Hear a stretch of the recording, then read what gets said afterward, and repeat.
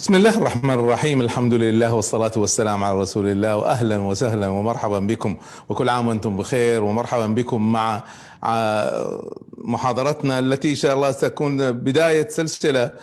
سأحاول أن ألتقيكم مرة على الأقل بالشهر بإذن الله. هذا خطة جديدة سويتها، ونبدأها ببداية السنة في 1/1، ونبدأ مع محاضرة علمتني 2020. 2020 عام لا مثيل له. يقول الامريكان وات يير، يعني يا لها من سنه. اي سنه هذه التي مرت علينا، وما زالت هي الحقيقه لم تنتهي، يعني لان غيرت كل خططنا، غيرت كل طريقه عملنا، علمتنا الحقيقه الكثير عن حقيقتنا، عن انفسنا، عن رغباتنا، علمتنا عن قيمنا وحقيقه هذه القيم. طبعا علمتنا عن صحتنا، وعن علاقاتنا واموالنا وسفرنا. علمتنا الكثير. وفي هذه المحاضرة سندرس هذه الدروس التي علمتنا اياها 2020، ليس من اجل التأمل في الماضي، وانما من اجل استفادة من دروس الماضي، من اجل استشراف المستقبل، ومن اجل ان يعني نعيد ترتيب امورنا في المستقبل. وذلك انا سادمج لكم بين تحليل الماضي واستشراف المستقبل، لان تحليل الماضي وحده لا قيمة له الا ان لم يكن معه استشراف للمستقبل. في نهاية 2019 كان حدث، يعني كالعادة الناس تهنئ ب 2020. ما كانوا يعرفوا ان 2020 ستكون فيها هذه الكوارث وهذه التغييرات. وايضا 2000 في نهاية 2019 كان، وهذا عادة غربية جميلة الحقيقة أنا أشجع عليها، وهي أنه الناس مع بداية السنة أو سنة هجرية، وإحنا إحنا أولى بها أن نكون إحنا نحتفل بالسنة الهجرية ونسير على السنة الهجرية، لكن بأي تاريخ ما يهم.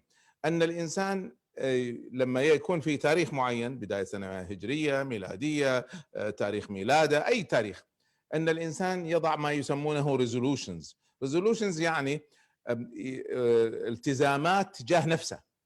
فمثلا بعض الناس يلتزم انه في هذه السنه سيتوقف عن التدخين، او سيتواصل مع ناس لم يتواصل معهم من فتره الى اخره، يعني او يتعلم مهاره جديده. ففي نهايه 2019 وضع كثير من الناس الريزولوشنز، هذه الوعود او الالتزامات، وجاء 2020 وخرب الدنيا، غير كل شيء.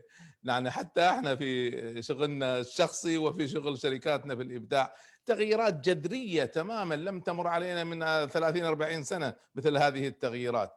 يقولون ان 2020 سيدخل التاريخ، وهو فعلا سيدخل التاريخ 2020، لانه كل الارقام التي فيه متغيرة، أرقام الصحة، أرقام المال، أرقام يعني البشر الذين أصيبوا وغيرها، كثير أشياء. هذا الذي سنتحدث عنه، وذلك نهنئكم ب 2021، وإن كان كما ذكرت التهنئة بالعام الهجري أولى، لكن هدفي أن مع التهنئة، وهذا والأهم من التهنئة، أننا نتسلح بدروس 2020.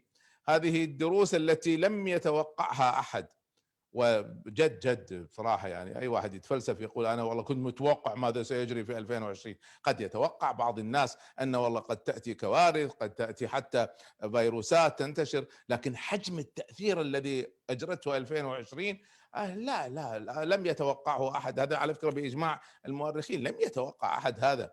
والتغييرات هائلة حدثت في السياسة، حدثت في 2020 في الاقتصاد، في الصحة، في العلاقات الاجتماعية، حدث تغييرات هائلة. وطبعا حدثت تغييرات صغيرة حتى يعني في طريقة سلامنا لبعض ولا غيرها، كلها تغييرات لم يتوقعها أحد كما ذكرت. لكن الذي حدث أن بعضنا كان أسرع في تفاعله مع هذا التغيير الذي جرى في 2020، أسرع من الباقين، وهذا الذي استطاع أن ينجو أو يكسب حتى. وللأسف في بعض الناس إلى اللحظة هذه لم يتفاعلوا حتى الآن، ما أعرف ماذا ينتظروا شيء يحدث.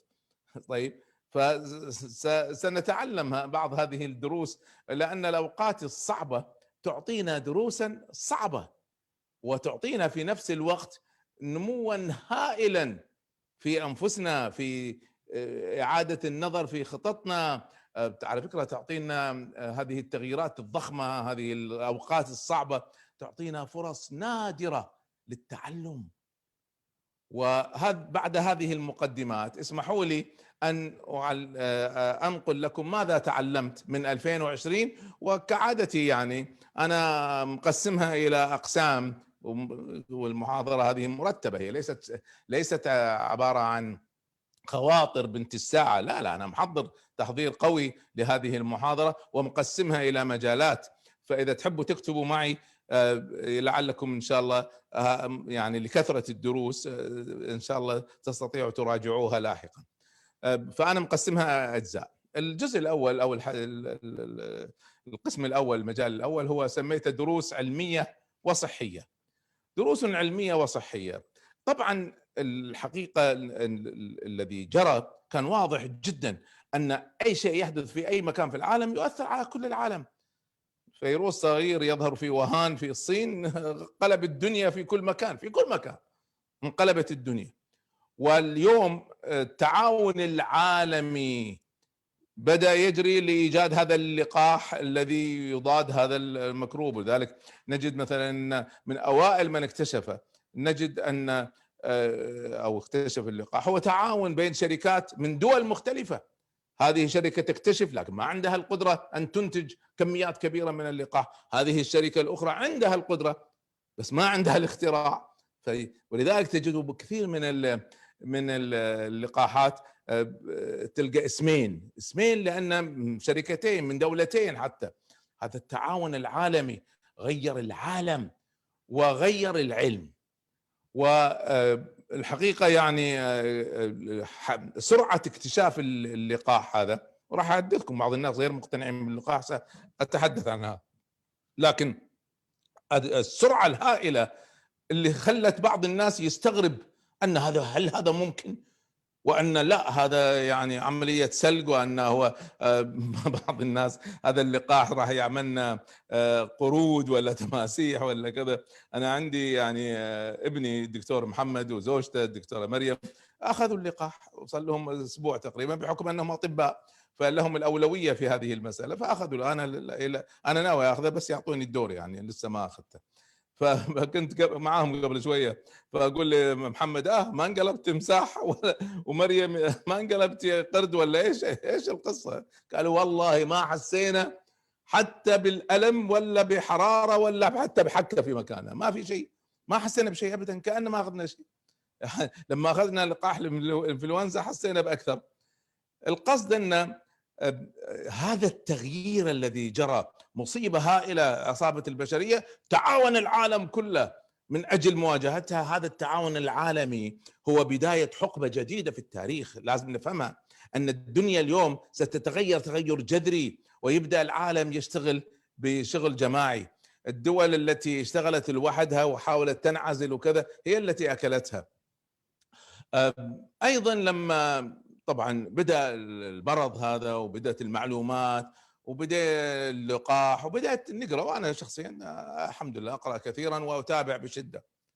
والله اكتشفت حجم جهلي يعني، وكلما دخلت أكثر في الموضوع عرفت أن الذي أجهله بدأ يزداد، يعني كلما تعمقت عرفت أن جهلي أكبر وأكبر. واكتشاف الجهل، احفظوها واكتبوها إذا حبيتوا، اكتشاف الإنسان لجهله هو بداية التعلم. بداية التعلم أن الإنسان يكتشف أنه جاهل، لأن الإنسان إذا كان يظن أنه يعلم ففي هذه الحالة لن يتعلم ولن يحرص على أن يبحث عن وسائل للتعلم. فهذه من المسائل اللي تعلمتها، أن ما زال العلم يتوسع وما زال نحن كبشر نتعلم، وأنا كإنسان كلما زاد علمي اكتشفت حجم جهلي. وفوق كل ذي علم عليم، والعليم هو الله سبحانه وتعالى. أيضا علمتني 2020 أن في الجانب العلمي هذا والصحي أن الإبداع لابد أن يكون مرنا، فالمبدعون مرنون وفاعلون. اللي جلسوا ينتظروا وبدأوا يشككوا وكذا زي. طيب كثير من الناس اللي شككوا في هذا اللقاح، طيب ما هو العلاج الذي عندكم؟ وبعض الناس اللي قالوا مؤامرة، طيب مؤامرة ما هو علاجها بالنسبة لكم؟ يعني كيف ستواجهوها؟ قاعد نشوف أمام عيوننا ناس تصاب وناس تمرض، وحتى من أهلنا ناس شفناهم يعني. طيب هذا حقيقة، هذه ليست أوهام. طيب كيف نواجهها؟ كيف نعالجها؟ بغض النظر يعني بعض الناس عايشين في هذا. ولذلك اكتشفت الحقيقة حجم عدم المنطقية وعدم العلمية، ومعذرة على الكلمة لكن هذه كلمة علمية، يقولون general stupidity، وآسف على الكلمة يعني بس هذا كلمة علمية، الغباء العام أو الغباء المنتشر. كثير من الناس للأسف قاعد عايش في عالم خاص فيه ونظريات ومؤامرات وغيرها. لا لا، الله يرضى عليكم، ما نعيش بهذه الطريقة. طيب يعني أنا مرة واحد يناقشني في قضية نظرية المؤامرة، وطبعا في موضوع الكورونا هذه نظريات المؤامرة انتشرت بشكل كبير جدا، ليست علمية. فقلت طيب، قلت لهم افترض أنها مؤامرة لكنها حقيقة، الآن قاعد نشوف ناس تمرض وتموت، ما هو علاجك لها؟ كيف تواجهها؟ شوية منطق، شوية علمية في المسألة. دعونا من الحديث عن المؤامرة ومن وراءها والتجارة التي وراءها، ماشي. ما هو العلاج؟ كيف نستعمل نعالجها؟ ولذلك من المهم جدا الله يرضى عليكم أن الواحد ينتبه، أن يتذكر أن هذه الصحة ثروة من الله سبحانه وتعالى، ويجب علينا أن نشكرها. أنا من الناس المقصرين في هذه المسألة، وعرفت قيمتها الحقيقة في الفترة الأخيرة، وإن شاء الله يعني الله يعيننا أنه نقوم بحقها. وكذلك أدعوكم جميعا أن الواحد فيكم والواحدة منكن يعني ما تتوقفوا عن التعلم. ومن الجانب العلمي هنا أتكلم أن لا تتوقفوا عن التعلم، لا تتوقفوا عن المنطقية، لا تتوقفوا عن تعلم المهارات، وحاربوا معنا نظرية المؤامرة، فإنها لا معنى لها ولا فائدة من وراها. مرة واحد يقول لي عن اليهود وراء كل شيء وأمريكا وراء كل شيء وكذا وهم يخططون لكل شيء. قلت تمام صحيح، أنا موافقك. الآن ماذا؟ إيش رأيك نستسلم لأن حجم المؤامرة كبير جدا وهم يخططوا لكل شيء ويفعلوا كل شيء واحنا ما نقدر نسوي شيء، فايش رايك نستسلم؟ قال لا ما نستسلم طيب اذا ما تستسلم يلا خلينا نشتغل. نفس الشيء هنا، نظرية مؤامرة وتجارة وكذا. طيب ايش رايكم نستسلم؟ خلونا نواجهها، خلونا نعالج، خلونا نشوف حل لهذه المسألة. اتهامها انها مؤامرة لن يعالجها. ايضا هنا وما زلت اتكلم في الجانب العلمي، مبدأ رئيسي جدا، لا تفتي فيما تجهل، بس بهالبساطة. يعني بعض الناس يسألني ما هو العلاج ولا ما هو كذا وكيف، قلت له والله ماني طبيب، اسأل الأطباء، هذه مسألة هم اللي يعرفوها. طيب أنت إيش موقفك؟ أنا موقفي واضح جدا جدا. موقفي أني أشوف المراجع العلمية المتخصصة في هذا المجال. هنا قاعد أتكلم عن المنظمات العالمية والجامعات العالمية ما هو موقفها؟ راجعتها، شفتم كلهم إجماع أنها أولا ليست مؤامرة، والشيء الثاني أن اللقاح فعال. إذن أنا سأخذ اللقاح، ما لي شغل بالباقين. والله يطلع لي واحد عالم من هنا ويطلع لي واحد دراسة من هنا، وهذا من جهات ليست رسمية، ولا أنتوا العفو يعني أي واحد فيكم لا سمح الله يصيبه مرض فيروح للطبيب. طيب لو راح لطبيب وقال له انت فيك كذا، وراح لطبيب ثاني وقال له فيك مرض اخر، ايهما ستاخذه؟ ستاخذه اللي اعلم اليس كذلك؟ اللي شهاداته اعلى واللي خبراته اعلى واللي كذا. طيب نفس المبدا هنا، روحوا شوفوا الجهات العالميه، ما تروحوا تشوفوا دراسات استثنائيه. فاذا اختم الجانب العلمي والصحي هذا برجاء للجميع، تعاملوا مع العلم كعلم، وإياكم من نظريات المؤامرة، وإياكم من الأوهام هذه، ونصيحة لله حتى تنتهي البشرية من هذه المشكلة. دعونا جميعا نأخذ اللقاح. في دراسات تشير إلى أن 41% من الناس في العالم العربي 41% رافضين يأخذوا اللقاح، بينما احنا نحتاج 70% من الناس يأخذوا اللقاح عشان يحدث عندنا هذه المناعة. فإذا ظلوا ال 41% هؤلاء لم يأخذوا اللقاح، حتى اللي أخذوا اللقاح ما في فائدة، سيظل الأمر ينتشر، وسندخل في 21 و22 23 إلى أن تأخذوا اللقاح. فالله يرضى عليكم، تعاملوا مع العلم كعلم، وخذوه من الجهات الأعلى، وإياكم من نظريات المؤامرة، وخذوا اللقاح. بارك الله فيكم. هذا كان الجانب الأول اللي هو الدروس الصحية والعلمية. خلوني أنتقل إلى الدروس الإدارية والقيادية، وهذا شوية جانب أفهم فيه قليلا، فخلوني أتوسع فيه شوية. عندنا مبدأ رئيسي جدا في علم القيادة، يقول القيادة تبرز عند الغموض. لما تكون الأمور كلها واضحة أي واحد يستطيع يدير، لكن لما تكون الأمور ما هي واضحة، مثل الذي حدث في بداية 2020 في شهر 2 3 لما بدأت الأمر التغييرات هذه تحدث والحظر يحدث والكذا، الذي تكيف بسرعة هو الذي نجا. يعني مثلا الموظف الذي يفهم بس قضية واحدة واستغنوا عنه ماذا سيفعل؟ لن يستطيع أن يفعل شيء. ولذلك هذا أيضا معنى آخر أحب أن أؤكد على المستوى الفردي، ثابت اليوم أن أفضل الموظفين والمدراء هم الخبراء متعددو المواهب.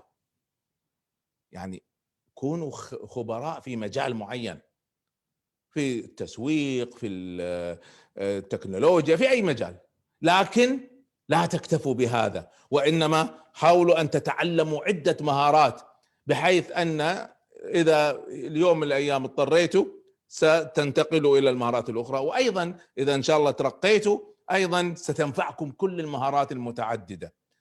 فثابت اليوم إذن أن التكيف هو الذي يصنع النجاح، التكيف، وأن القائد الفعال هو اللي يحمل الراية وقت الغموض.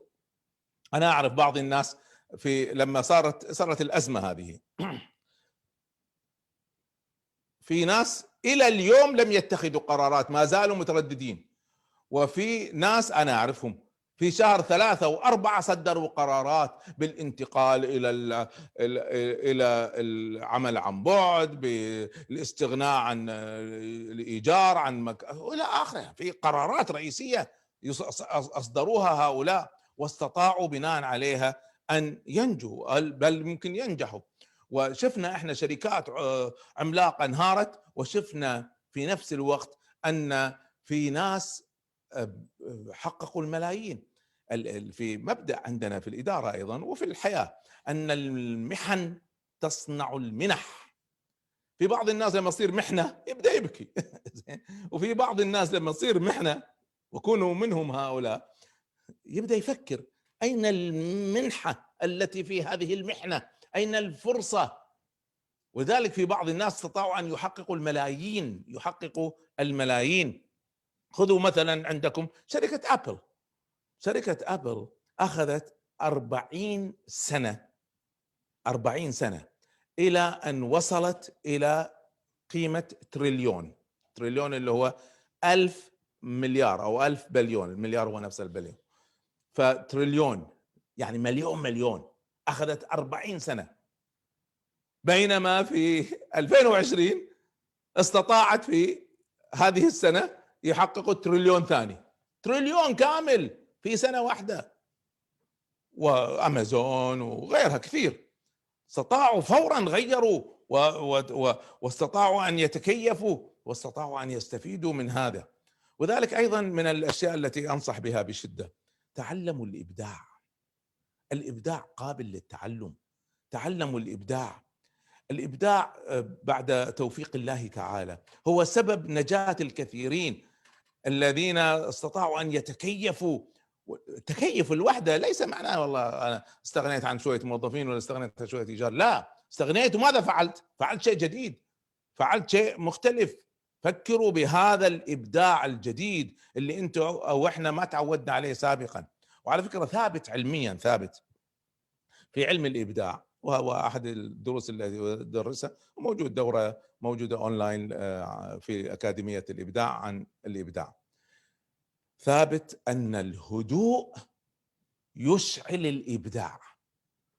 الهدوء يشعل الابداع. وذلك في 2020 خاصه لما صارت فترات حظر كلي، اضطر الناس ان يجلسوا زي في بعض الناس جلسوا يتذمروا، جلسوا نفسياتهم منهارة، وفي بعض الناس استغل هذا الهدوء للدعاء، للصلة بالله سبحانه وتعالى من جهة، وللإبداع، لأن الهدوء يشعل الإبداع. من الأشياء التي أيضا في جانب الإداري والقيادي ثابت أنها تعلمناها بشكل كبير الحقيقة من 2020، وأنا أتمنى أن تستمر بعد 2020، يعني مرة ثانية احنا قاعد نتعلم دروس الماضي حتى نستغل المستقبل. الذين نجحوا هم الذين استطاعوا أن ينتقلوا للعمل عن بعد. والعمل عن بعد هذه مهارة في تقديم النشاط نفسه، ومهارة في إدارة النشاط نفسه. مهارة يعني خلينا أشرحها شوية. طبعا في بعض الأخوة لست أنا يقدموا عندنا في الإبداع دورات في العمل عن بعد، لكن خذوا احنا في الإبداع ماذا فعلنا؟ احنا بعض موظفينا الآن يشتغلوا من بيوتهم. طيب إذا انتهت الأزمة حيظلوا يشتغلوا من بيوتهم، ليش أجيبهم؟ ما دام هو قادر أو هي قادرة أن ينجزوا وينتجوا بفعالية من بيوتهم، خليهم من بيوتهم. اليوم في أمريكا 17% من الموظفين يعملوا من بيوتهم، ما يحتاج سيارة توديه وسيارة تجيبه ويضيع وقت وكذا، لا، ولا يحتاج. على فكرة لما يعمل من بيته أنا ما أحتاج مكتب، المكتب هذا يكلف إيجار، ولا أحتاج يعني أشياء كثيرة تتعلق بالمكتب من كمبيوتر وغيره. بالإضافة ثابت أن 30% من أوقات الموظفين 30% تضيع بحديثهم مع بعض، ليس بالإنتاج. إذا خليه يشتغل من بيته، أنا بيني وبينك نتائج. فهي مهارة يجب أن نتعلمها. هذا الانتقال عن بعد نوعين، نوع في تقديم النشاط نفسه أو الخدمة، ولاحظنا احنا حكومات انتقلت الى الحكومه الالكترونيه بينما كان سنين امامهم فرصه يفعلوا هذا، وشركات انتقلت للبيع عن بعد. احنا في الابداع انتقلنا للدورات عن بعد فورا. على فكره انتقلنا للدورات عن بعد، يعني احنا بدينا بدورات عن بعد من شهر 3. فالاستعجال في هذا والتكيف السريع هو الذي ينجيكم. اذا العمل عن بعد نوعين، في تقديم النشاط نفسه مثل لما نسوي دوره، وفي اداره العمل مثل اداره الموظفين، وهي مهاره. طبعا هذا الجانب الثاني انا لست خبيرا فيه، خذوا دورات الاداره عن بعد. ايضا ثابت على فكره ان المكتب هو ليس المكان الافضل للعمل يمكن البيت هو المكان الافضل للعمل بشرط ان الواحد يكون منتج، لكن بشرط احيانا بعض الناس لما يشتغل في بيته تضييعات الوقت كثيره جدا، فيحتاج اداره واراده، ويحتاج من يدير بفعاليه، وهي مهارات لها ادواتها ولها تقنياتها. فلا يعني لا تعملوا اداره عن بعد وانتم لم تتعلموا الاداره عن بعد، ادرسوها تعلموها تعلما. اكتفي بالحديث عن اهميه الاداره عن بعد والتعلم، تعلم هذه المهاره.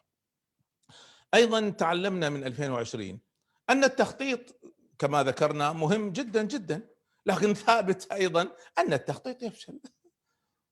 واحنا كنا حاطين للابداع نفسه، حاطين احنا خطط في 2019 ل 2020، جات الكورونا نسفت كل خططنا كلها، أعدنا النظر فيها كلها وغيرنا بشكل كامل. أعطيكم مثال، يعني أنا شخصيا كنت أسافر كثيرا لعمل دوراتي. الآن احنا الحمد لله صرنا نقدم الدورات أونلاين، يعني بكرة عندي دورة أو بعد بكرة دورة عن التخطيط الشخصي، كيف واحد يخطط لنفسه. هذا الأمر ما كنت أسويه سابقا. طيب إيش رأيكم إنه فعلا مفيد جدا لي وللجمهور؟ أولا الجمهور ما يحتاج يسافر، لأن السفر هذا مكلف سفرا وإقامة ويعني ويحتاج ياخذ إجازة من عمله وكذا، بينما التدريب عن بعد من أي مكان في العالم. أنا آخر دورة عملتها عن التفاوض ناس من أمريكا إلى أستراليا إلى العالم العربي كله موجودين. إذا نحن استطعنا نصل إلى جمهور لم نصل إليه، لكن هذا بسبب التكيف. ما كان في خطتنا، هذا ما كان في خطة. أنا أقول لكم هو كان في خطتنا ان في مواعيد معينه لها سفر واروح مكان الفلاني اسوي دوره والمكان الفلاني.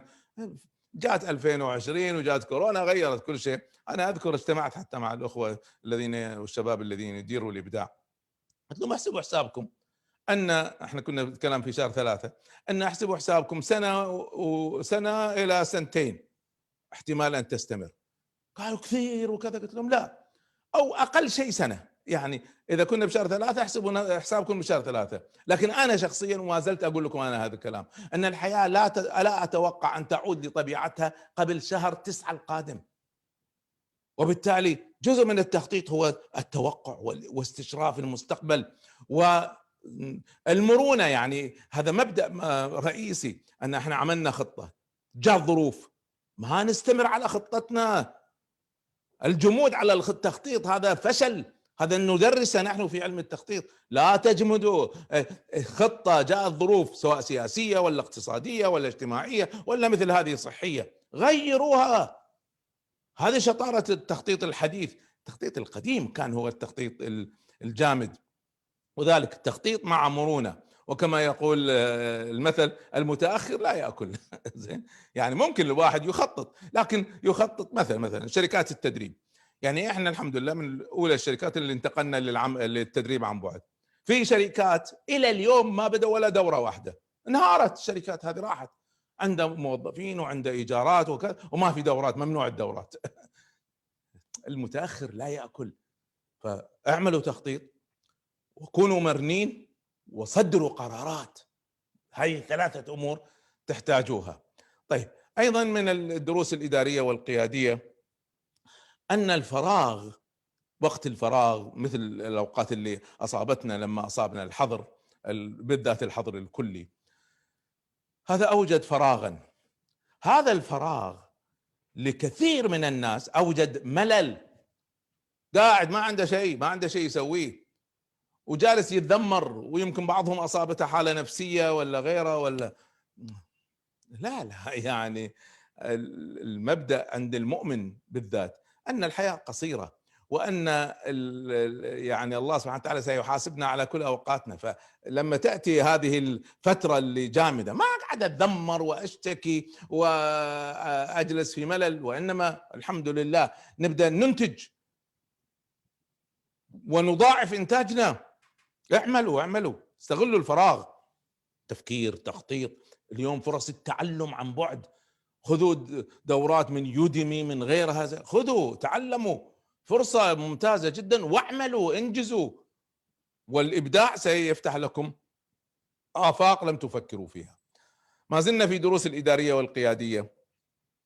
هناك علم عظيم اسمه علم التغيير.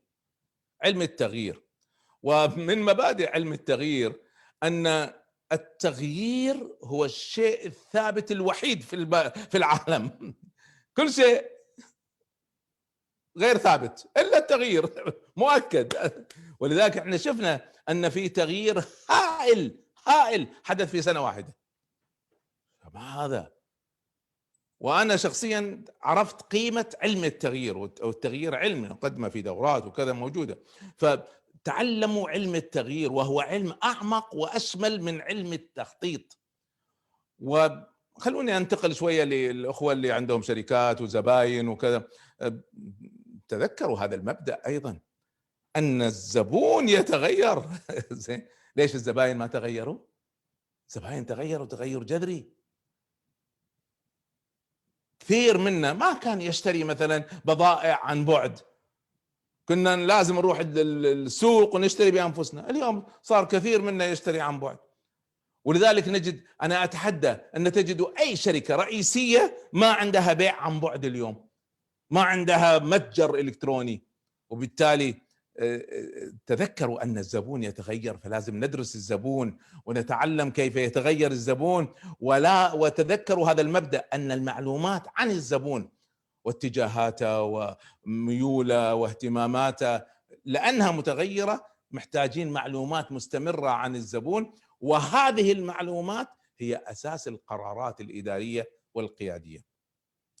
ايضا، وهذا اخر الدروس الاداريه والقياديه، ان هناك علم اسمه قياده السوق، ماركت ليدرشيب، قياده السوق. لي كتاب انا بهذا العنوان اسمه قياده السوق، من كتب القليله الانتشار لان الناس ما عرفت قيمتها. لكن اليوم عرفنا قيمه قياده السوق، عرفنا قيمه قياده السوق. ماذا يعني قياده السوق؟ خذوا اي مجال، والله في مجال مثلا الشركة تبيع أثاث. طيب صارت الأزمة، أذكر واحد من الأخوة الكرام عنده شركة فعلا عن بيع الأثاث، فسألني في شهر 3 قال لي دكتور كم تتوقع تستمر؟ قلت له أتوقع سنة إلى سنتين، بس بالتأكيد ليست أقل من سنة. قال لي طيب إيش تتوقع بالنسبة لمبيعاتنا؟ قلت له احسب حسابك، احسب حسابك أن مبيعاتك ستنهار، مبيعاتك ليس أرباحك، الأرباح ستنهار أكثر، بس مبيعاتك ستنهار بما لا يقل عن 50% خلال هذه الفترة القادمة. هذه تقديرات طبعا، كل شيء بيد الله سبحانه وتعالى، بس احنا يعني بحكم خبرتنا في التخطيط نعرف شويه نقدر في هذه المسائل. طيب هذا الان خذوا مثال، هذا الاخ الان امامه يقعد يبكي انه صار، او يبدا يسرح الموظفين ويستغني عن بعض المحلات والفروع وكذا، ماشي. وممكن صاحبنا هذا يبدا يفكر بطريقه مختلفه تماما، ابداعيه تماما، ويبدا يفكر طيب هذه الكارثه ستصيبني وتصيب كل شركات الاثاث، لست انا الوحيد. طيب كيف استطيع ان اخرج من هذه الازمه وانا الاقوى، انا الاكبر، انا الاكثر انتشارا؟ كيف استطيع؟ وهذا اللي احنا على فكره سويناه في شركه الابداع، يعني زين كلام ما هو نظري، وهو ان طيب بينما شركات التدريب قاعده تبكي بعضها، فورا تتغير وفورا تقود السوق وفورا تغير مع السوق ومع تغيرات الزبون وتعدل اشياء كثيره. طبعا سامحوني ما ابي اتكلم عن شركتنا لان ما اريدها تكون دعايه، ليس هذا الهدف، لكن انا اتكلم لان بعض الناس احيانا قد يكون اكثر اطمئنانا، لان اللي قاعد نتكلم عنه ليس علم نظري وانما علم حقيقي طبقناه بفضل الله تعالى. طيب انتقل الى الدروس الماليه. الدروس الماليه، وانا شخصيا يعني وقعت ايضا في بعض الاخطاء رغم ان كنا نتكلم عنها، واحيانا احنا يعني مع كثره المشاغل واحيانا الغفله واحيانا الجهل، بعض الاشياء اللي ندرسها ما نطبقها. فاليكم بعض الدروس اللي تعلمتها والتي ايضا تاملتها يعني من خلال ما كتبه الخبراء، خبراء المال. اول قانون واول مبدا من مبادئ الجانب المالي ان الديون سيئه. الديون سيئه الا اذا كنت مستعدا لها.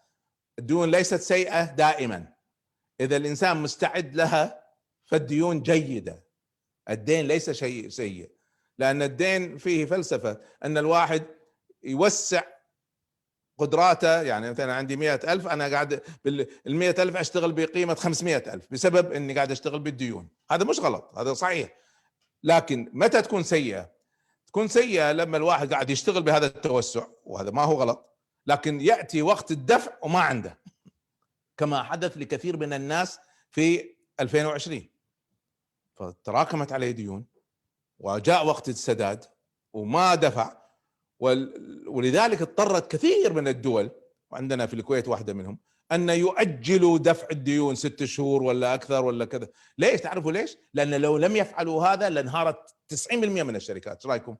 90% من الشركات تنهار تماما، لأن يأتي وقت الدفع الوحيدين اللي حيستفيدوا هم البنوك، والبنوك هي الأغنى، فجاء الضغط على البنوك، انتم تحملوا 6 شهور خلوها تتأجل. حتى كان في محاولات 6 شهور أخرى، لكن يعني أيضا البنوك من حقها أن تربح. المهم، فالدرس الأول أن ما في مانع من الديون، لكن بشرط أن الإنسان يكون عنده استعداد أن لو صار أي كارثة يدفعها، عنده طريقة يدفعها. إذا ما عندكم راح تتورط. أيضا أثبتت لنا هذه الأزمة بالذات، طبعا الحياة كلها، لكن هذه الأزمة بالذات أثبتت لنا ضرورة وجود ادخار. لازم الإنسان يكون عنده ادخار. وأعطيكم قانون للادخار، اكتبوه إذا حبيتوا. قانون للادخار: أي مبلغ يأتيكم، أي مبلغ، والله راتب، ميراث لا سمح الله، أي مبلغ، أرباح غيره، أي مبلغ يأتيكم خذوا منه 20% حولوها إلى الادخار أو الاستثمار. فهذا درس آخر. درس ثالث من دروس المالية أن الاقتصاد انهار في كثير من الدول، حتى دول كبيرة جدا، لكنه سيتعافى. وهذه كلمة يعني بيد الله سبحانه وتعالى، لكن احنا نتكلم عن التحليل البشري. كوارث الاقتصادية التي مرت في البشر أضعاف هذه الكارثة، أضعاف، من ناحية اقتصادية أتكلم. وطبعا أبرزها كان الانهيار المالي الكبير في 1929، ضخم جدا، انهيار عالمي. وصار في 2008 انهيار ضخم. طبعا هذا الانهيار أيضا ضخم جدا، وخاصة هذا الانهيار الأخير، هذا اللي احنا في 2020، صار انهيار اقتصادي أثر على الموظفين. يعني أعداد ضخمة جدا من الناس فقدت وظائفها في العالم العربي والغربي وغيره، الكل أعداد ضخمة جدا فقدت وظائفها. فهذا هو الفرق الكبير. في كثير من الكوارث السابقة كان الذين تأثروا هم التجار الكبار، انهارت البورصة غيرها. أما اليوم فالتأثير التجار الكبار ربحوا وتضاعفت يعني أموالهم، لكن الصغار هم الذين أكلوها، والسبب أنهم لم يستعدوا. على كل حال، الرسالة التي أريد أن أوصلها أن هذا الأمر رغم كل هذه الكارثة الاقتصادية ثابت علميا وتاريخيا، وحدث في القرن العشرين وحده، حدث 6 مرات هذه الكوارث، أنه سيتعدل. فاستعدوا، يعني كونوا جاهزين للتعافي الاقتصادي.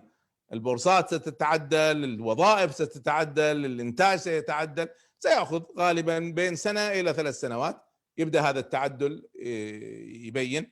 فرتبوا نفسكم لذلك، فتذكروا هذا المبدأ أن المستقبل يوحي بعد تقدير الله تعالى دائما بأن الاقتصاد سيتعافى، فكونوا جاهزين لهذا التعافي. أيضا مبدأ قانوني أو العفو مالي آخر، وهو لا تبالغوا في الإنفاق، لا تبالغوا.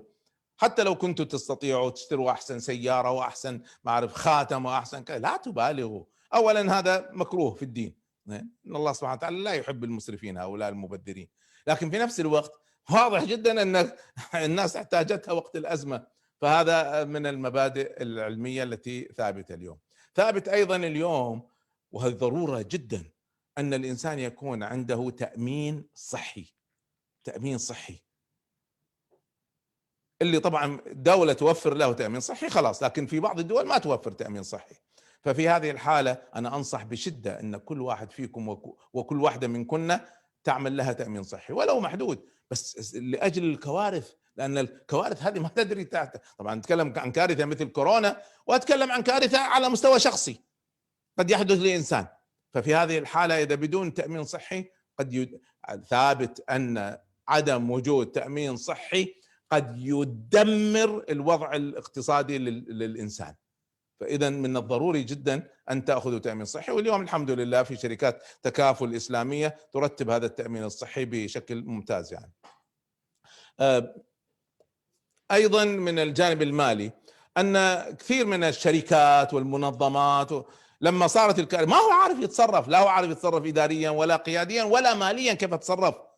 نصيحتي إذا احترتوا لا تتصرفوا. نعم، إذا احترتوا لا تتصرفوا، وإنما استعينوا بالخبراء. فإذا الخبراء قال لك يا أخي سكر هذا الفرع، يا أخي يا أختي افعلي هذا، لا تؤجلي هذا القرار، استمعوا للخبراء.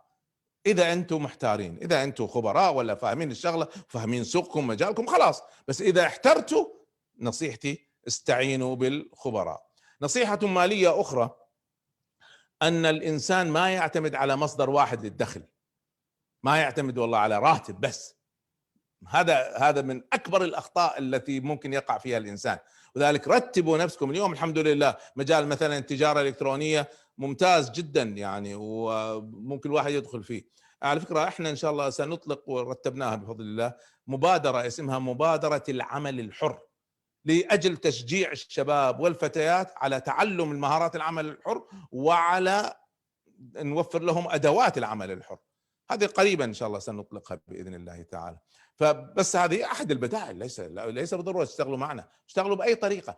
لا تكتفوا بمصدر واحد للدخل، لا تكتفوا براتب، ما يصير. لازم يكون عندكم مصادر أخرى احتياطية، أسهم تجيب لكم أرباح، إيجار من عمارة ولا شيء، مشروع تجاري، مشروع تجارة إلكترونية. اعملوا شيء. جالسين، وكثير من الناس جالسين بس على الراتب. هذا خطأ جسيم، فرأينا ماذا حدث لكثير من الناس عندما حدثت 2020. أيضا من الضروري جدا وجود خطة مالية، خطة وأهداف مالية، وأنا شرحتها في دورة معادلات الحياة، دورة معادلات الحياة، إن شاء الله ممكن نعيدها.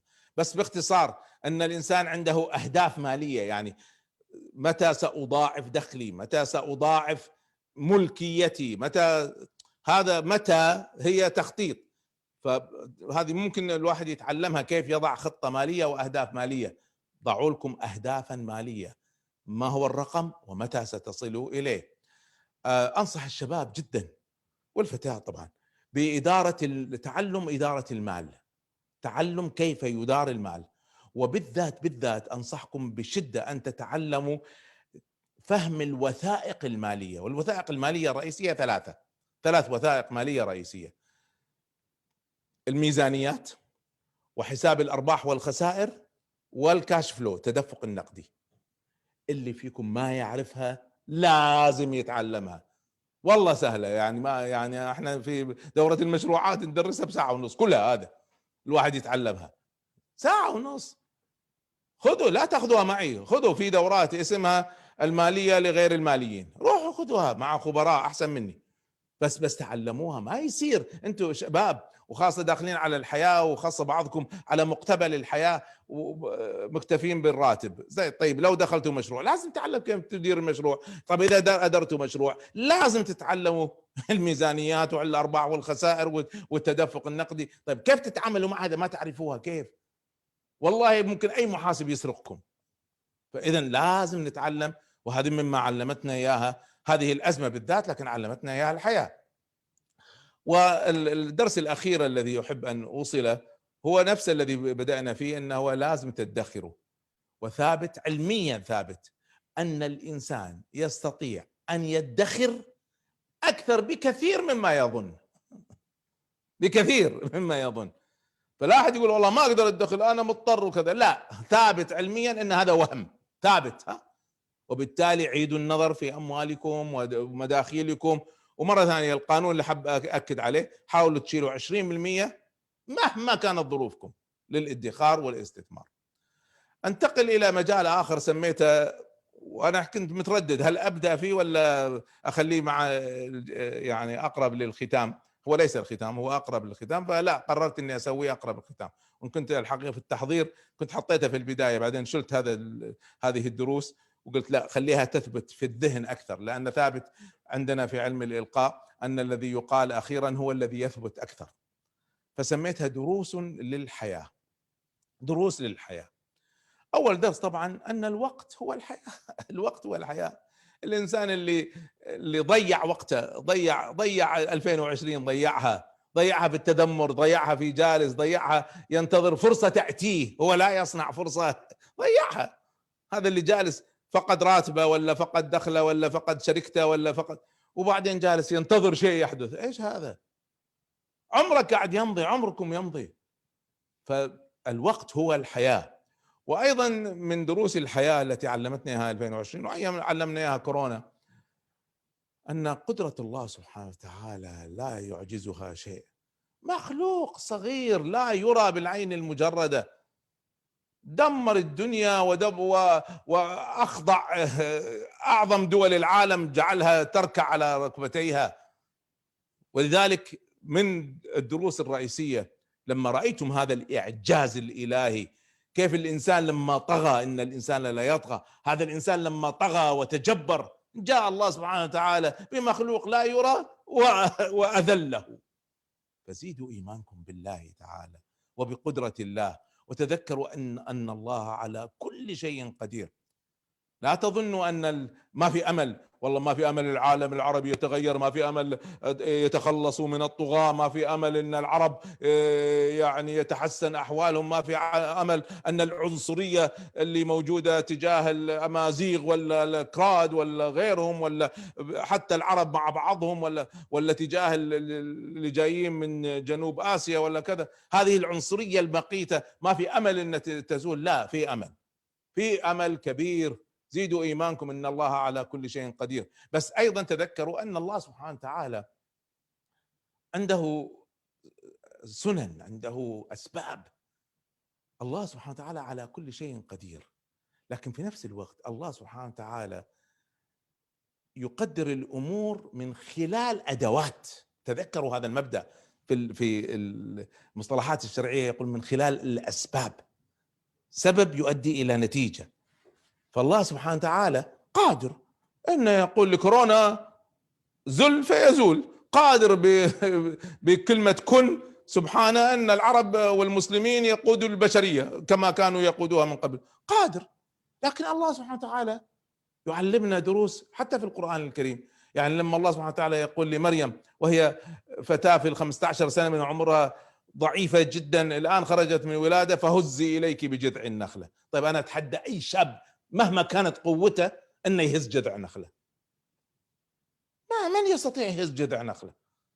طيب إذا إيش معنى هذه فهزي إليك جذع النخلة؟ ليس لها معنى من ناحية الأسباب والنتائج، لكن ليش لازم تهز جذع النخلة؟ لأن لازم تعمل شيء.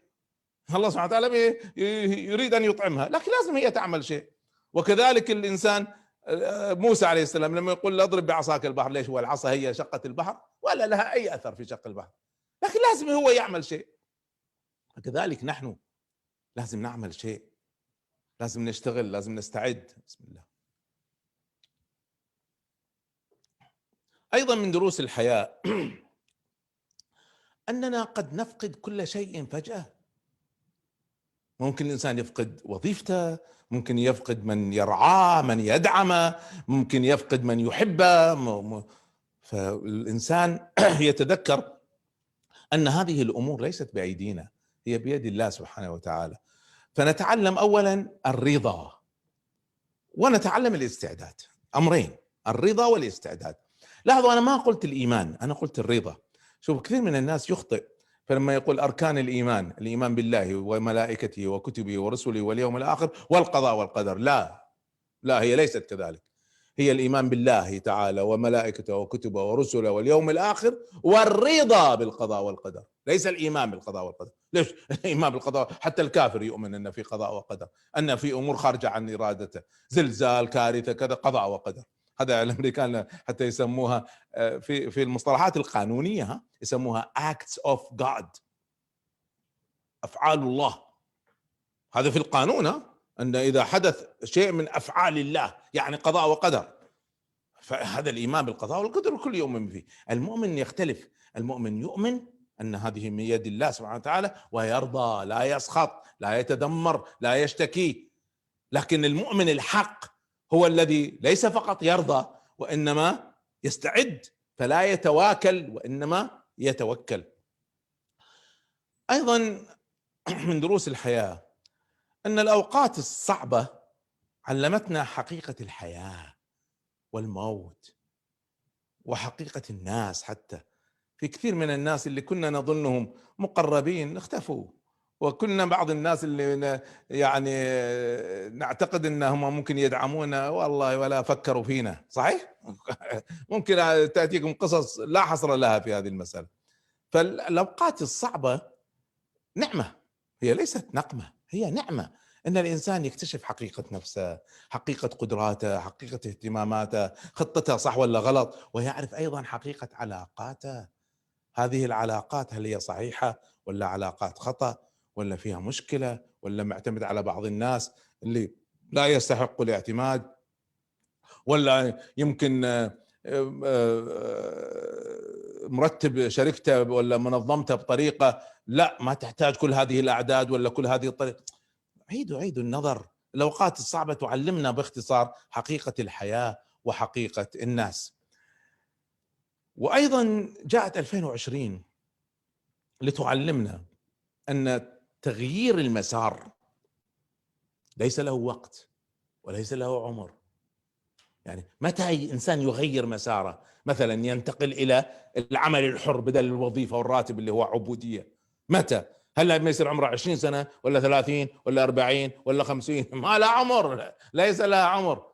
الآن انتقلوا، مهما كان عمركم الآن انتقلوا، ما الذي يعطلكم؟ وعلى فكرة اليوم ثابت أن يستطيع الإنسان يفتح متجر بدون رأس مال. من خلال المتاجر الإلكترونية. ماذا تنتظروا؟ خاصة في بعض الشباب والبنات ما شاء الله ممتازين جدا جدا، أن عندهم علاقات واسعة كبيرة بس ما عندهم مشاريع. هذه العلاقات ثروة، العلاقات هذه ثروة. ليش؟ لأن الواحد لما يعمل متجر إلكتروني ويقوم يسوقه على معارفه، كل ما كان أعدادهم أكبر كل ما كان فرصة نجاح المتجر أحسن.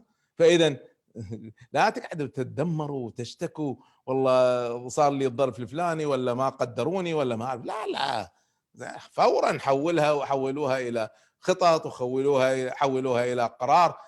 لكن هذا الأمر مهما كان عمركم، اللي وصل عمره 60 واللي عمره 20 ما يفرق، تستطيعوا أن تغيروا مساركم، وهذه ثابتة اليوم. من دروس الحياة أيضا أن هناك عبادة اسمها عبادة التأمل. هذا درس والله يعني أنا تعلمته من أم محمد، الله يطول عمرها ويحفظها إن شاء الله. عبادة التأمل، وهو أن إحنا عندنا مشكلة كبشر، مشكلة الألفة. الإنسان يألف، وإذا ألف شيئا مهما كان عظيما هذا الشيء ما يتفكر فيه. ذاك الله سبحانه وتعالى لما يقول والشمس وضحاها والقمر إذا تلا والنهار إذا هذه الأشياء كلنا نعرفها. طيب ليش؟ تخيلوا إنسان عاش طول عمره تحت الأرض، وبعدين فجأة خرج بعد 30 سنة من تحت الأرض، خرج وصار عاش فوق الأرض، وفجأة ظهرت الشمس فرآها لأول مرة، ماذا سيحدث له؟ ايش هذا الشيء المشع اللي مالئ الدنيا بالنور؟ ما هذا الإعجاز. نحن فقدنا التأمل بسبب الألفة. الألفة تقتل التأمل. أين الدرس هنا؟ احنا ألفنا اللقاءات العائلية الأسبوعية ولا غيرها، فجاءت 2020 وفككتنا. ألفنا أن نروح للسوق ونشتري أغراض وطعام وكذا، فجاءت 2020 وحضرتنا وتعال لازم تاخذ موعد، ويمكن ما تحتاج موعد تعال تشتغل بالتوصيل. تعودنا على طريقة في الحياة. جاءت 2020 غيرتها تغيير جذري. الآن الشطارة ان احنا بعد ما تنتهي هذه ما نرجع لما كنا عليه، نرجع للاشياء الجيدة، والاشياء اللي ما هي جيدة وغيرناها ما نتراجع عنها. يعني خلينا نعطي مثال جميل جدا، ان مثلا الاسرة الممتدة تجتمع اجتماع اسبوعي، جميل جدا، وهذا لازم امر يرجع. لكن ايضا في 2020 بسبب زوم ولا الادوات المختلفه التقنيه استطعنا ان نتواصل مع اهلنا واحبابنا اللي كنا قاطعينهم. طيب اذا انتهت الازمه، وستنتهي قريبا باذن الله، اذا انتهت الازمه ما نتخلى عن هذا. الناس اللي عايشين في بلد اخر ولا ما عندنا فرصه نتواصل معهم، استعملوا هذه الادوات، استمروا. اذا من جهه تاملوا، من جهه لا تالفوا، من جهه تذكروا فضل الله سبحانه وتعالى ونعمته عليكم. نحن الفنا الدخل والفنا الصحه والفنا، ونسينا نشكر الله سبحانه وتعالى عليها. فتذكروا كل هذه المعاني، وتذكروا ان الانسان ما يتوكل على نفسه. لا تتوكلوا على أنفسكم، الإنسان ضعيف جدا. توكلوا على الله سبحانه وتعالى الذي خلق الموت والحياة ليبلوكم أيكم أحسن عملا. كم مئات الألوف الذين ماتوا بسبب هذه الأزمة. وقد يكون أي واحد، يعني أنا أمس أقرأ خبر عن سيناتور أمريكي انتخب مؤخرا في الانتخابات الأخيرة هذه بشهر 11، انتخب عمره 41 سنة، أصابته كورونا مات امس هذا. طيب 41 سنه، واحد مشهور وله وزنه وكذا، ما كورونا ما يفرق. فالانسان التغيير قد ياتي فجاه، فلا تتوكلوا على انفسكم. التوكل الحقيقي هو ان الانسان يستعد استعداد كامل، لكن ما يعتمد على استعداده وتخطيطه وذكائه وفريقه لا، نستعد استعداد كامل ثم نقول ولله الامر من قبل ومن بعد. ايضا هذه الازمه خاصة لما صار علينا حجر كامل. والله وانا في الحجر الكامل قلت طيب احنا يعني حجرونا حجر كامل لمدة اسبوعين ولا ثلاثة ولا كذا، يختلف من بلد لبلد، ويعني عشنا في ضيق بسبب هذا الحجر. يعني الانسان خاصة الانسان متعود على الحرية. طيب ماذا عن اخواننا واخواتنا المسجونين ظلما في سجون الاحتلال وفي سجون الطغاة ظلما؟ يعني احنا مجبرين وراضين لان الوضع الصحي يتطلب ذلك. طب هؤلاء مساكين او ليسوا مساكين، يعني هم ماجورين ان شاء الله، مساكين الذين ظلموهم هم الذين سيكونوا مساكين يوم القيامه، لكن نتذكرهم وندعو لهم ونسال الله سبحانه وتعالى لهم الفرج القريب. ايضا من الدروس الرئيسيه التي تعلمتها ان السعاده الحقيقيه هي الداخليه، هي ليست في الادوات. والله ايش سيارتك وايش قلمك وايش ملابسك وايش كذا، ما لها. السعاده الحقيقيه هي سعاده القلب، السعاده الداخليه. والانسان اللي عنده سعاده داخليه وخاصه المرتبط بالله سبحانه وتعالى ما يعيش في ضيق ابدا، حتى لما يحجر عليه سعادته داخل نفسه، هي سعادته ليست خارج نفسه. ايضا الحقيقه الازمه هذه علمتنا ان الرحمه والانسانيه موجوده بشكل هائل في البشر ولم تختفي. يعني انا اذكر عندنا في الكويت مثلا لما صار حجر كامل لمناطق كامله، هب اهل الكويت كعادتهم في هذه المواقف، هبوا لدعم هؤلاء توفير مئات الالاف من الوجبات مجانا بشكل خيالي. يعني هذه رحمه عجيبه وانسانيه عجيبه. طبعا هذا مثال، وانا متاكد في كل بلد في امثله هائله. فلا تفقدوا الامل بالانسان، الانسان ما زال فيه خير، ولولا هذا الخير الذي في الانسان ما خلقه الله سبحانه وتعالى. ايضا من دروس الرئيسيه للحياه ان الموت لا يفرق بين صغير وكبير ومشهور وغير مشهور، لا يفرق. وان الحياه فعلا حياه غاليه. يعني بعض الناس لما بدات الازمه، والله نسمع كلام غريب، لما بدات الازمه قالوا خلي تصير مناعه قطيع والكل يصاب ويلا. ايش هذا؟ تعرفوا ايش معناها هذه؟ معناها مثلا ناخذ امريكا، الاحصائيات اللي عندي عن امريكا مثلا ان لو صارت هذه المنهجيه، لو بداوا فيها كما كان يريد ترامب، لكن على الاقل وقف بعض العلماء ضده، وطبعا ما زالت مشاكلهم ضخمه جدا بسبب موقفه السيء هذا اللي هو لا علمي ولا عقلي ولا منهجي. تعرفوا لو مشوا في قطاع مناعه القطيع، عدد الموتى ليس المصابين، الموتى الامريكان سيكون في 9 شهور 2.5 مليون انسان. 2.5 مليون. واحد يقول يا خلينا نضحي بالبعض ايش هذا؟ هذا معناه هذا الانسان الذي يفكر بهذه الطريقه ما عنده انسانيه ولا عنده قيمه للحياه. طبعا بعدين من اللي حيموتوا هؤلاء؟ معظمهم من كبار السن، اللي هم آبائنا وأجدادنا وأمهاتنا وأحبابنا الكبار، ومستغنين عنهم بهذه الطريقة.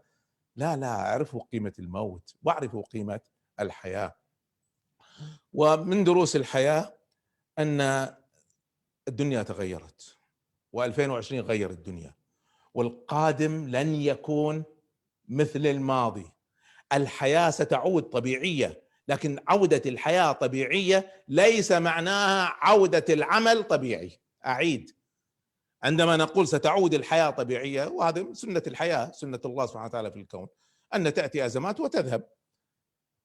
ليس معنى هذا في 2020، يعني مثلا لما صار الاسبانيش فلو في بدايات القرن العشرين وأصاب 100 مليون إنسان، 100 مليون أصابهم، بعدين رجعت الحياة طبيعية. أخذ سنتين على فكرة، بعدين رجعت الحياة طبيعية. بس العمل أيضا رجع طبيعي، طريقة العمل وطريقة الإدارة وكذا ظلت طبيعية. احنا في 2020 ستعود بإذن الله قريبا الحياة طبيعية، لكن طريقة العمل لن تعود طبيعية. الشغل الإلكتروني والعمل عن بعد والموظف الذي ما عنده مهارات متعددة سيتم الاستغناء عنه. فبالتالي افهموا هذه المعادلة، هذا جزء من فهم الحياة، واستعدوا للعمل المستقبلي. أيضا من دروس الحياة أن معظم الفرص اللي الناس اللي ربحت ربح كبير، معظم الفرص كانت موجودة أصلا لكن ما فكرنا فيها. احنا أعطيكم مثال، يعني احنا أخطأنا عندنا في الإبداع خطأ جسيم. فرصة التدريب عن بعد كانت موجودة دائما، التكنولوجيا موجودة، والقدرات اللي عندنا موجودة، والإدارة موجودة، كل شيء موجود، بس ما استعملناها. وهذا خطأ جسيم احنا وقعنا فيه. الآن جاءت 2020 تعلمنا. الآن لما تنتهي 2020 تعرفوا احنا حتى في تخطيطنا يعني ما راح نرجع للطريقة القديمة، سنرجع لها جزئيا، يمكن تشكل 20% من شغلنا، و80% من شغلنا سيكون بطريقة أخرى. وهذا يجرني إلى تأكيد مرة أخرى: تعلموا العمل عن بعد، كموظفين، كمدراء، كشركات، كمنظومات، تعلموا العمل عن بعد، لأن الحياة ستعود طبيعية، لكن العمل سيكون معظمه عن طريق العمل عن بعد. ثابت أن أفضل الموظفين ذكرت لكم أنهم الخبراء متعددي المواهب. فكل واحد فيكم يا شباب يا بنات الله يرضى عليكم، كل واحد تدرس. أنت خبيرة في ماذا؟ لازم تكون خبيرة في شيء واحد على الأقل. وما هي مواهبك ومهاراتك الأخرى في غير هذا المجال؟ اللي ما عنده يعيد تخطيط حياته، وتعلموا التخطيط للحياة، هذا جزء رئيسي. أقول لكم شغلة أيضا أخرى من دروس الحياة، أن هذا التغيير الضخم الذي أصابنا لن ينتهي، سيأتي مرات ومرات. ليش؟ هو يعني هي أزمة وتنتهي؟ وذلك كل العلماء كلهم بالإجماع، وكل الخبراء في تحليل التاريخ بالإجماع، ما في ولا واحد يستثنيه، يقول لك أن الأزمات ستتكرر وقد تكون أكبر حتى. طيب، فبعد التوكل على الله سبحانه وتعالى ستحتاجوا، قلنا، تعدد المهارات، وتحتاجوا تتعلموا علمين بالذات: علم الإبداع، وعلم في علم كامل اسمه علم المرونة agility، فلازم يكون الإنسان يتعلمها. أيضا طريقة عملنا، يعني لا تشتغلوا فقط بطريقة واحدة، والله أبيع بطريقة واحدة، أقدم خدماتي بطريقة واحدة، أنتج أعمالي بطريقة واحدة، لا، فكروا بتعدد الطرق. وفي مبدأ شوية غريب لكني أحب أؤكد عليه، أن إذا صارت الأزمات أو اقتربت، الإنسان لازم يبدأ يبادر بمشاريع. طبعا أقول لكم شغلة، بين 80 إلى 90 دراسات تقول بين 80 إلى 92% من المشاريع ستفشل. 80 إلى 92% منها ستفشل، لن تنجح. الواحد يسوي له مشروع ما يمشي، فبعض الناس خلاص ما احنا نقول تقرصوه الحية يخاف من الحبل. زين، لا، وإنما ما هو الحل؟ الحل أن تستمروا في المبادرات، مبادرة ورا مبادرة ورا مبادرة ورا مبادرة، إلى أن واحدة منهم إن شاء الله تضبط، ما نقول تصدف لأن كلها بتقدير الله، لكن تضبط. لا تتوقفوا عن المبادرات. يعني احنا في الإبداع هنا سوينا كذا مشروع ما نجحت، ما توقفنا، الحمد لله قاعد نسوي مبادرات ما ندري أي واحدة فيهم ستنجح، وقد تنقذنا من الأزمة المالية التي أصابتنا كما أصابت الجميع. فكروا بهذه العقلية، ليس مشروع واحد، إذا فشل فكروا بغيره، إذا فشل فكروا بغيره، استمروا في المبادرات، والله سبحانه وتعالى إن شاء الله يعني ينجحكم.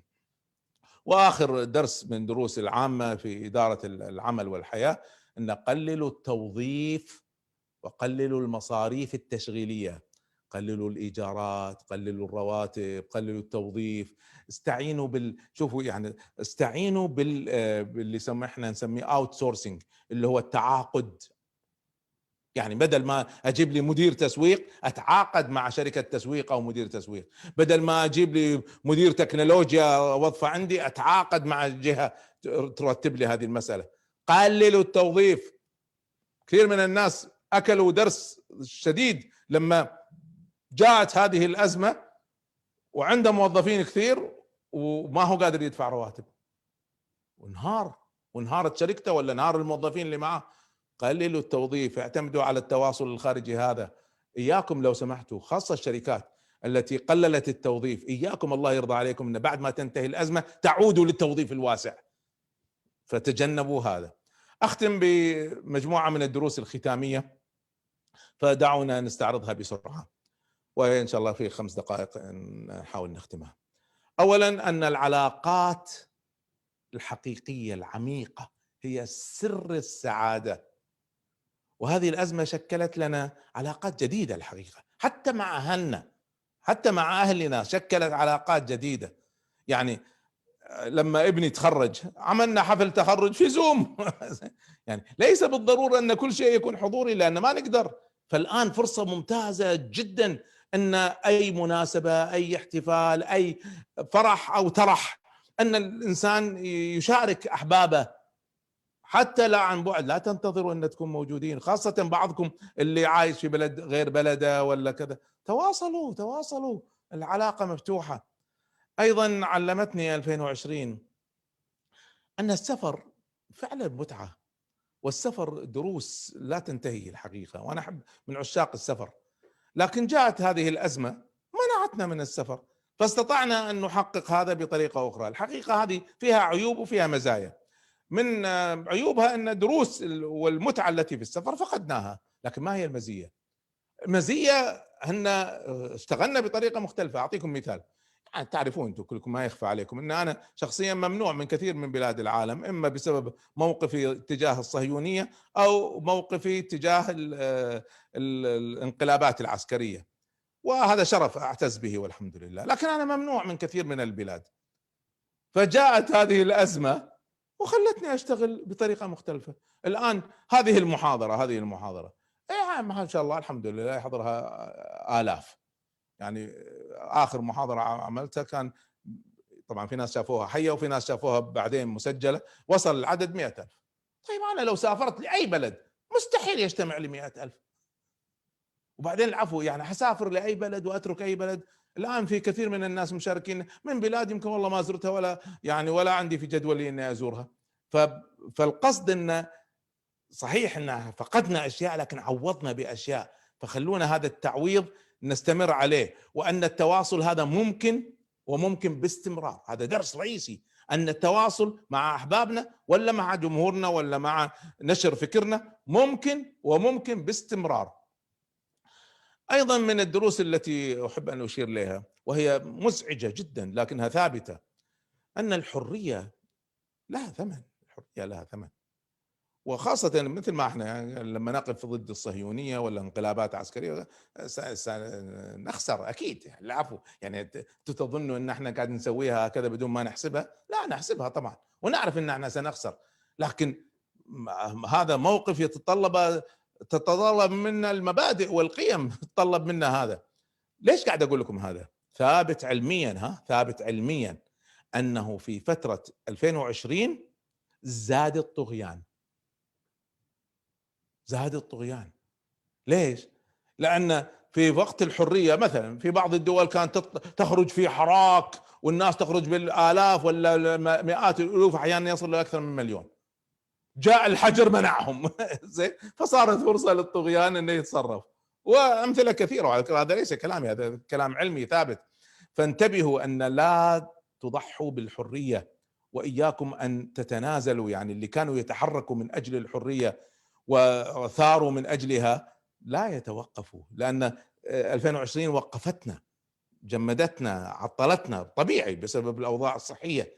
لكن أول ما تنتهي لازم نرجع لمطالبتنا بالحرية، لأن بدون حرية لن تطبق شريعة، وبدون حرية لن يحصل إبداع، وبدون حرية لن نصنع حضارة. أأكد على معنى أساسي، وهو عيد النظر في الصحة النفسية. الصحة النفسية طبعا هذا ليس مجالي، مجال المتخصصين، لكن أنا أشير إلى مبدأ إيماني هنا، أن السعادة الحقيقية هي كما ذكرت السعادة الداخلية، وأن الإنسان الذي له صلة حقيقية بالله سبحانه وتعالى ما يشعر بوحدة، ما يشعر. كما يقول الإمام ابن القيم رحمه الله تعالى: إن في القلب لوحشة لا يملأها إلا الأنس بالله. فزيدوا صلتكم بالله تعالى، عمقوها، ويعني ناجوه سبحانه في جلسات خلوة. الوحيد الحقيقي، الوحيد هو ليس الذي ليس له أصحاب وليس له أهل. الوحيد الذي هو وحيد القلب. وحيد القلب ليس فيه ما ملأه بالله سبحانه وتعالى. وتذكروا أن القيم الأساسية هي أساس القرار. العدل، المساواة، يعني العفو، يعني مثال، أنا اضطريت غصب عني ولا كانت انهارت الشركات أني أستغني عن بعض الموظفين، لكن لما استغنيت عنهم أعطيتهم جميع حقوقهم التي ينص عليها القانون، أعطيتهم جميع المهلة القانونية وجميع نهاية الخدمة لهم. ما يجوز أن أنا أستغل ضعف الناس لأجل أني أنا ما يضغط علي، لا، أضغط على نفسي من أجل حقوق الناس. فتذكروا هذه المبادئ، وتذكروا أن الإنسان العاقل هو الذي يبحث عن السعادة وليس الذي يبحث عن المشاكل. يعني في ناس فنانين في المشاكل، مشاكل مع أهلهم ومشاكل حتى مع أخوانهم وأخواتهم كذا. خلاص تجاوزوا هذا، الدنيا كلها قصيرة، والحياة شفناها كيف تغيرت تغير جذري، والإنسان ما يدري متى يأتي الموت. فراجعوا علاقاتكم خاصة المنقطعة منها، واستمتعوا بعلاقاتكم. وأرجو أيضا أن من الدروس التي يعني أؤكد عليها أن العنصرية والجهل عميقان، رأيناها في العالم، رأيناها في بلاك لايفز ماتر، رأيناها في العنصرية اللي في ترامب وغيره، رأيناها في حتى في عالمنا، رأيناها. إلغاء العنصرية وإلغاء الجهل يحتاج عمل جاد وجهد جماعي، وأنتم الشباب والفتيات اللي عندنا أمل أنكم تكونوا السبب الرئيسي في نزعها، فلا تكونوا جزءا من المشكلة، كونوا جزءا من الحل. وتذكروا أن التعلم متعة وسلاح. تعلموا، ونصيحة، تعلموا المهارات ليس فقط المعلومات. يعني في ناس يقرأ قصص ما تعلم مهارة، في ناس يقرأ معلومات عامة جيدة ما هو غلط بس ما تعلم مهارة. المعلومات هي ماذا ولماذا، أما المهارات فهي كيف. فلازم تتعلموا المهارات، وابحثوا عن المهارات اللي تناسبكم وتعلموها. مهارة التخطيط، مهارة اتخاذ القرار، مهارات هذه كيف أخطط، كيف أتخذ قرار، وليس ما هو القرار، هذا معلومات. كيف هي المهارات. ركزوا عشان يكون عندكم سلاح حقيقي، ركزوا على المهارات. ونختم بأن أعظم سلاح على الإطلاق هو التوكل على الله سبحانه وتعالى. هذا هو أعظم سلاح، أن الإنسان يؤمن أن له رب قادر على كل شيء، عليم بكل شيء، خبير بكل شيء سبحانه، وأن الله سبحانه وتعالى في لحظة قد يغير الأحوال إلى الأحسن أو إلى الأسوأ. فنحن في النهاية علينا الجهد، والله سبحانه وتعالى عليه التكلان، ولا حول ولا قوة إلا بالله رب العالمين. أسأل الله سبحانه وتعالى أن تكونوا استفدتم من هذه المحاضرة، وأسأل الله سبحانه وتعالى أن ينجيكم وينجينا وينجي العالم والبشرية من هذا الوباء، وينجي كل بريء منها. ونسأل الله سبحانه وتعالى أن تكون عاقبة الأمور إلى خير، ونسأل الله سبحانه وتعالى أن نكون تعلمنا منها حقيقة كما علمتنا 2020، نتعلم من كل الحياة. شكرا لتواصلكم، شكرا لمتابعتكم، بارك الله فيكم، استودعكم الله ونراكم على خير، والسلام عليكم ورحمة الله.